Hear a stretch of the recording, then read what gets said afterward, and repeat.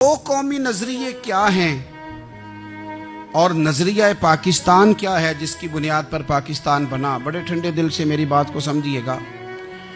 پاکستان اگر اچھی سڑکوں کے لیے ترقی کرنے کے لیے بنا تھا تو یہ ترقی ہندوستان میں رہ کے بھی ہو سکتی تھی۔ انڈیا والے کہتے ہیں کہ ہم نے ترقی نہیں کرنی، کچی سڑکوں پہ چلنا ہے، ہم نے ٹیکنالوجی نہیں بنی، یہ کام وہاں بھی ہو سکتا تھا۔ اگر آپ یہ کہیں کہ پاکستان جمہوریت کی مضبوطی کے لیے بنایا تھا کہ ڈکٹیٹر کوئی نہیں آئے گا، صرف جمہوری قوتیں کام کریں گی، تو جمہوریت میں تو انڈیا بظاہر آگے نکل گیا ہے، ان کی جمہوریت تو زیادہ اچھی نظر آتی ہے، کبھی ڈکٹیٹر نہیں آیا۔ آپ نے پاکستان کیوں بنایا؟ اگر آپ نے یہی کام کرنے تھے، فحاشی اور یانی اور جو مرضی جس کے من میں آئے کرے، اور کوئی فرق نہ ہو یہاں کے اور وہاں کے کلچر میں، رشوت خوری، بھتہ خوری اور ناجائز فروشی، سارے کام اگر ہونے تھے تو یہ کام وہاں بھی ہوتے ہیں۔ پاکستان کیوں بنا؟ کیوں اتنی ساری 40,000 لوگوں نے اپنی جانوں کی قربانیاں دیں؟ دنیا کی سب سے بڑی ہجرت ہوئی ہے، سب سے بڑی، جب پاکستان بنا۔ یہ سب سے بڑی ہجرت تھی، اتنی بڑی ہجرت ہی کبھی نہیں ہوئی۔ کیوں اتنا کچھ ہوا؟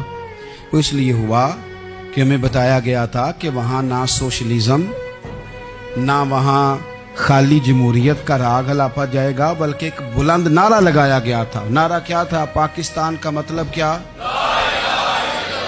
پاکستان کا مطلب کیا؟ لا الہ الا اللہ محمد رسول اللہ صلی اللہ علیہ۔ یہ عنوان بنایا گیا۔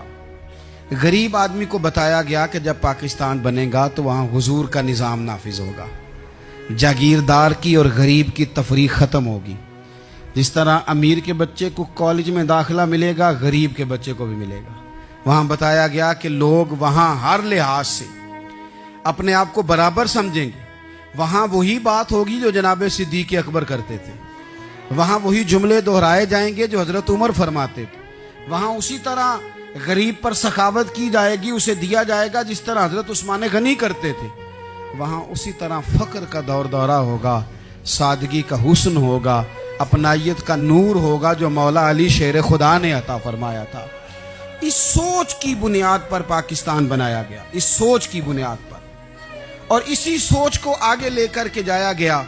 کوئی سیاسی پارٹی اب یہ بات نہیں کرتی۔ دو قومی نظریے کا معنی یہ تھا کہ ہندو الگ قوم ہے، مسلمان ایک الگ قوم ہے، ان کا رہنا سہنا، اٹھنا بیٹھنا، کھانا پینا الگ ہے، ہمارا اٹھنا بیٹھنا، کھانا پینا، سارے معاملات الگ ہیں، تہذیب و تمدن الگ ہے، لہذا ہمیں الگ سے خطہ چاہیے جہاں ہم اسلامی نظریات کے مطابق آزاد ہو کے اپنا وقت گزار سکیں۔ اس دو قومی نظریے کی بنیاد پر، دو قومی پہلے تو علامہ اقبال اس کے قائل نہیں تھے۔ علامہ اقبال کا پہلے خیال یہ تھا کہ سارے جہاں سے اچھا ہندوستان ہمارا، یہ اقبال نے لکھا تھا۔ پھر اقبال کہتے ہیں میری سوچ بدلی، اور پھر میں نے کہا کہ نہیں، خطوں کے زور پہ نہیں، آپ رنگ نسل کے زور پہ نہیں، بلکہ کہنے لگے کہ اپنی ملت پر قیاس اقوام مغرب سے نہ کر، خاص ہے ترکیب میں قوم رسول ہاشم۔ آپ جو تقسیم کریں گے، یہ جو تقسیم ہوئی ہے نا عرب کی، یہ مذہب کی بنیاد پہ نہیں ہوئی، یہ تو ان کی ذاتی لڑائیاں تھیں۔ چھوٹا سا دبئی بن گیا، چھوٹا سا مسقط، چھوٹا سا ابوظہبی، یہ تو ان کی ذاتی لڑائیاں تھیں، قبیلوں کی لڑائیاں تھیں، جنگیں تھیں، چھوٹے چھوٹے ملک الگ سے تقسیم ہو گئے۔ یہ مذہب کی بنیاد پہ ایسا نہیں ہوا۔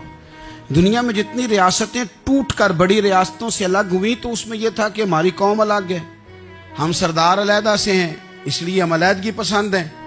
دنیا کے اندر دو ہی وطن ہیں جو دین کے نام پہ بنے، دو ہی اسٹیٹ ہیں جو اسلام کے نام پر وجود میں آئیں، پہلی مدینہ منورہ ہے اور دوسری پاکستان ہے۔